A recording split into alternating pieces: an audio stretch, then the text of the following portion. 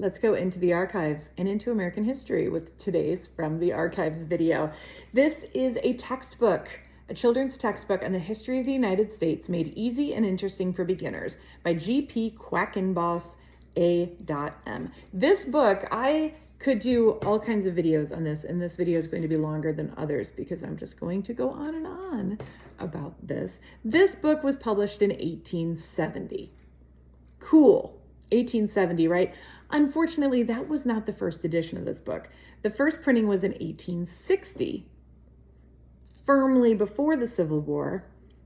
This particular copy, printed and distributed and used in 1870 and beyond, they did not update any of the content. They did not add chapters to discuss recent events such as, I don't know, the Civil War, Abraham Lincoln, assassination, everything in the 1860s, just ignored. And here's your book, kid.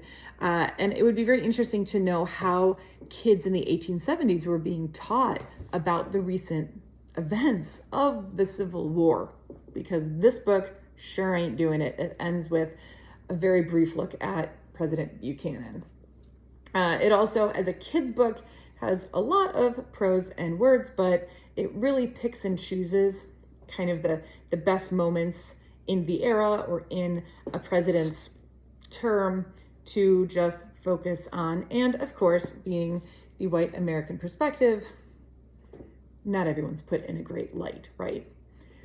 I'm going to try to pull some content for future videos on this, but I wanted to show you the inside here because this book was used, even though it didn't talk about the Civil War at all. It was used by children.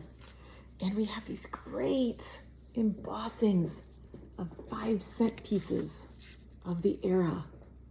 Isn't that fantastic? Someone took rubbings of them, not embossing, sorry, of these nickels. I love them so much. And I can only imagine why they cut that out. Was that a particularly good rubbing that they took that they wanted to keep and put somewhere else? Of these 5-cent pieces. Isn't that fantastic? I love seeing the scribbles, the notes, beautiful cursive, of course,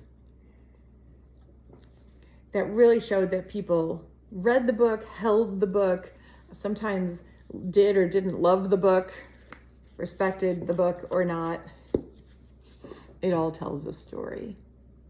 So that's it for today's From the Archives, but I have a feeling I'll be talking about this book in the future.